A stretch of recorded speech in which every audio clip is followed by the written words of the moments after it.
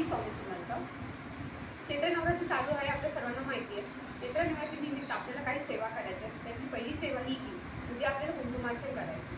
कुंकुमार्चन कसले करायचं? आपण नेहमी कुंकवाचं करतो, पण ह्यावेळी आपल्याला लवंगांचे करायचे, 108 लवंगांचे करायचे. तर तुम्हाला काय करायचं, तुमच्या घरात देवीचा फोटो असेल किंवा श्रीयंत्र, त्याच्यावर तुम्हाला एक लवंगाने अभिषेक करायचा. तो कसा करायचा? एक लवंग घ्यायची, ओम ऐं ह्रीं क्लीं चामुंडा विचे नमो नमो म्हणायचं आणि ती लवंग देवीला अर्पण करायची, तर श्रीयंत्र अर्पण करायचे. असं करून तुम्हाला 108 लवंगांचा अभिषेक करायचा आहे. नंतर त्या लवंगा काय करायचं, ते पुढे थोड्या वेळ ठेवायचं. नंतर त्या लवंगा तुम्हाला प्रसाद म्हणून ग्रहण करायचे. ते जेवणात यूज करू नका, तुमच्या घरातल्या सर्वांना दिल्या तरी चालेल किंवा तुम्ही एकट्याने स्वतः ग्रहण केल्या तरी चालेल. त्याचा खूप तुम्हाला चांगला रिझल्ट भेटेल, कारण देवीला लवंगा खूप प्रिय आहे. त्यामुळे त्याचा उपयोग, त्याचा सेवा नक्की करावी.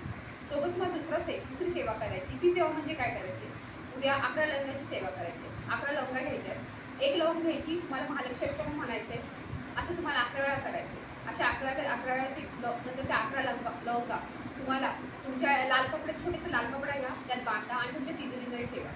असं तुम्हाला हा उपाय करायचा. तुम्हाला खूप छान राहील, उत्तम राहील, त्याचा रिझल्ट चांगला होईल. सोबत तुम्हाला एखादी तुमची इच्छा एक पूर्ण होत नसेल, कोणती इच्छा झाली, खूप कठीण आहे, खूप प्रयत्न करता पण काहीच काम होत नाही, तर उद्या तुम्ही काय करा, तुमच्या 4 लवंगा घ्या, मंदिरात जावा, देवीच्या समोर तुम्ही 2 हातामध्ये 2 लवंगा ठेवा.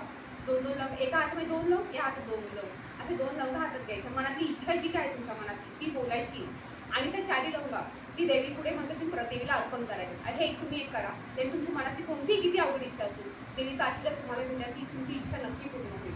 हे तुम्ही नक्की करा. सोबत तुम्ही ओटीही भरा, उद्या भरा किंवा तुम्ही नवमीला भरा किंवा पौर्णिमेला भरा. कोणाला अडचण असेल, प्रॉब्लेम्स असतील तर तुम्ही पौर्णिमेला भरली तरी चालेल किंवा उद्या आणि नवमीला ओटी भरली तरी चालेल. जसे आपण शारदीय नवरात्रीमध्ये ओटी भरतो, देवीचा कुळाचार करतो, तसं उद्या ही ओटी भरा.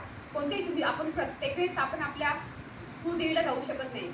जशी माझी तुळजापूरची भवानी आहे ती जाऊ शकत नाही, तर आपण आपल्या इथे जवळपासच्या मंदिरात जाऊ, जरी ओटी भरली तरी जायचं. तुमच्या जवळपास मंदिरात, देवीच्या मंदिरात जाऊन तुम्ही देवीची ओटी भरा, ती तुम्हाला खूप छान आहे.